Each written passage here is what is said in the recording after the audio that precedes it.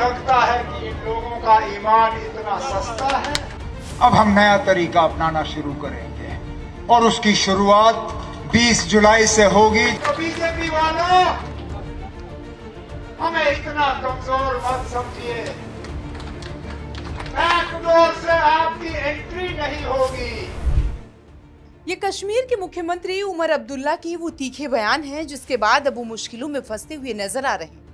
पहले तो तेवर दिखाते हुए मंच से सीएम उमर अब्दुल्ला ने बीजेपी पर ऑपरेशन लोटस चलाने का आरोप लगाया, तो बीजेपी ने सबूत पेश करने की मांग कर दी। यहाँ तक कि ये भी कह दिया कि अगर सबूत पेश नहीं किए तो सार्वजनिक रूप से माफी मांगनी पड़ेगी। मगर अब यही इस पूरी कहानी में नया ट्विस्ट आ गया। बीजेपी ने जम्मू कश्मीर के मुख्यमंत्री उमर अब्दुल्ला को कथित रूप से झूठे, निराधार और मानहानिकारक आरोप लगाते हुए मामले में 100 करोड़ रुपए की मानहानि दावे की चेतावनी देते हुए कानूनी नोटिस भेज दिया। जम्मू कश्मीर भाजपा अध्यक्ष और राज्यसभा सांसद सतपाल शर्मा की ओर से वकील परिमुख सेठ की तरफ से जारी नोटिस में मुख्यमंत्री ने 7 दिनों के भीतर अपने आरोपों को लिखित रूप से वापस लेने और बिना शर्त सार्वजनिक माफी मांगने को कहा।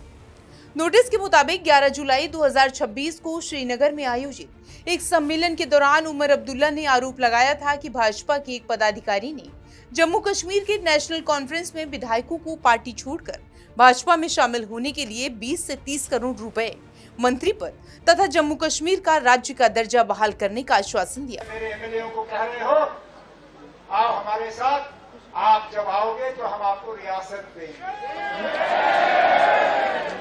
अल्लाह गवाह है, अगर मेरे जम्मू के एक एमएलए ने मुझे कमरे में आके ये बात नहीं कही हो। सुप्रीम कोर्ट का बीजेपी का एक ओहदेदार, सुप्रीम कोर्ट का वकील, बीजेपी का ओहदेदार।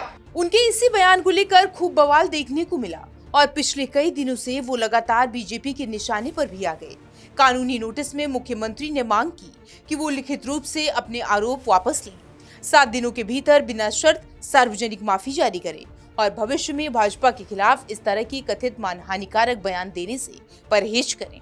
बता दें कि जम्मू कश्मीर में विधानसभा चुनाव के बाद नेशनल कॉन्फ्रेंस सत्ता में आ गई, लेकिन उसके बाद चुनौतियां लगातार बनी हुई हैं। सबसे बड़ा मुद्दा है कि पूर्ण राज्य का दर्जा। चुनाव प्रचार के दौरान केंद्र सरकार की ओर से कई बार कहा गया कि उचित समय आने पर जम्मू कश्मीर को राज्य का दर्जा वापस दिया जाएगा, लेकिन सरकार बनने के महीनों बाद ही वादा पूरा नहीं हुआ। इसी मुद्दे पर उमर अब्दुल्ला लगातार केंद्र पर दबाव बना रहे हैं। यही वजह है कि उमर ने अपने आरोपों में राज्य के दर्जे का जिक्र भी किया। उनका कहना है कि अगर कोई राज्य का दर्जा बहाल करने का वादा करके विधायकों को तोड़ने की कोशिश कर रहा है तो ये सिर्फ उनकी सरकार नहीं बल्कि लोकतांत्रिक जनादेश पर हमला है। मगर सवाल उठता है कि क्या वाकई में उमर अब्दुल्ला की सरकार पर खतरा है? राजनीतिक जानकारों का मानना है कि फिलहाल सरकार के पास बहुमत है और सरकार गिरने जैसी तत्काल स्थिति दिखाई नहीं देती, लेकिन उमर अब्दुल्ला का ये आक्रामक रुख इस बात का संकेत जरूर देता है कि वो अपनी पार्टी के भीतर किसी भी तरह की टूट-फूट की आशंका को सार्वजनिक रूप से पहले ही रोक देना चाहते हैं।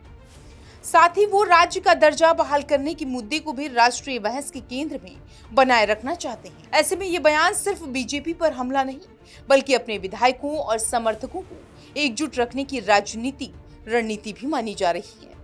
यानी कश्मीर की राजनीति में अब लड़ाई सिर्फ सत्ता की नहीं बल्कि राज्य के दर्जे, राजनीतिक भरोसे और जनादेश की भी है। आने वाले दिनों में यह विवाद और तेज हो सकता है। भाजपा ने स्पष्ट किया है कि यदि इन मांगों का पालन नहीं किया गया तो सक्षम न्यायालय में दीवानी और आपराधिक दोनों तरह की कानूनी कार्रवाई की जाएगी। इसमें 100 करोड़ रुपए की मानहानि का दावा भी शामिल है।